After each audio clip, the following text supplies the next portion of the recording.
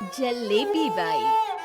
वर्मा जी के यहाँ एक काम वाली आई। उसका नाम था जलेबी बाई, क्योंकि उसके कोई भी काम सीधे नहीं होते थे।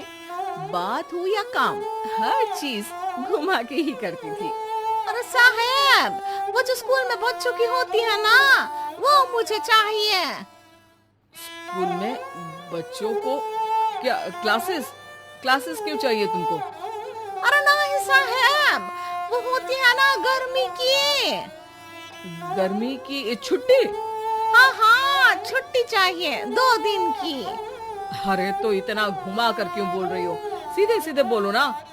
वैसे क्यों चाहिए तुमको छुट्टी? अरे मेरे भाई के जो पापा है ना, उनकी जो पत्नी है ना, उनके भाई के पापा की पत्नी को बुखार आ रहा है। ओहो, ऐसी पहेली मत बुझाओ कि मुझे बुखार आ जाए। अरे सीधे सीधे बोलो ना जलेबी बाई।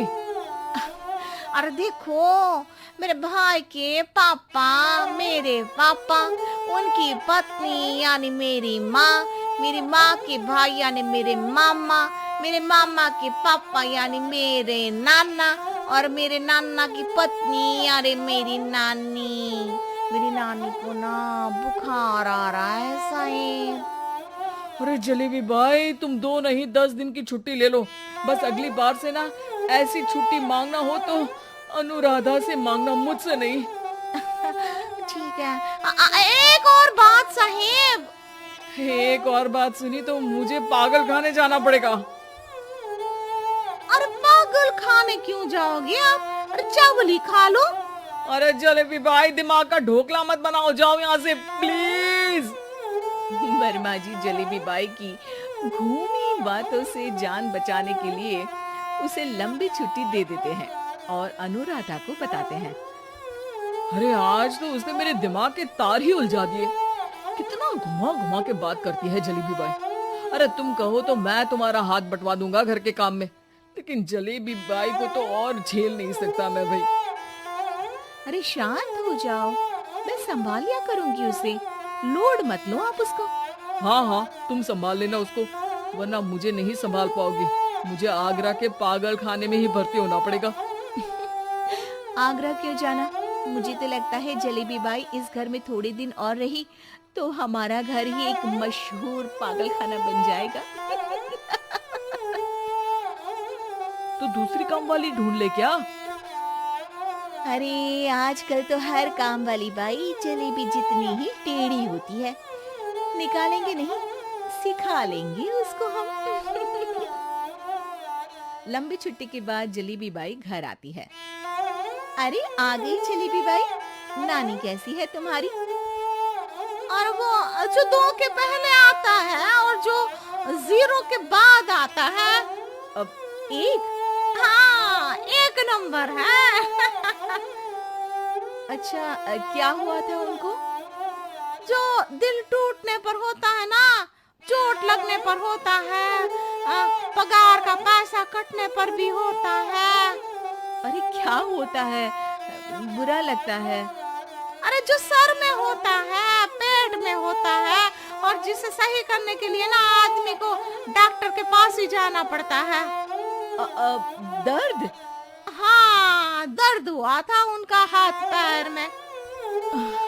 अच्छा बस, मेरे दिमाग में दर्द होने लगा तुम्हारी जलेबी जैसी बातें सुनकर। एक काम करो, ऊपर गेहूं की पोटली रखी है, तुम जल्दी से लेकर आओ, आज आटा पिसवाना है। जलेबी बाई भागकर छत पर जाती है और गेहूं की पोटली उठाने की कोशिश करती है, मगर वजन ज्यादा होने की वजह से उससे बोरी उठती नहीं।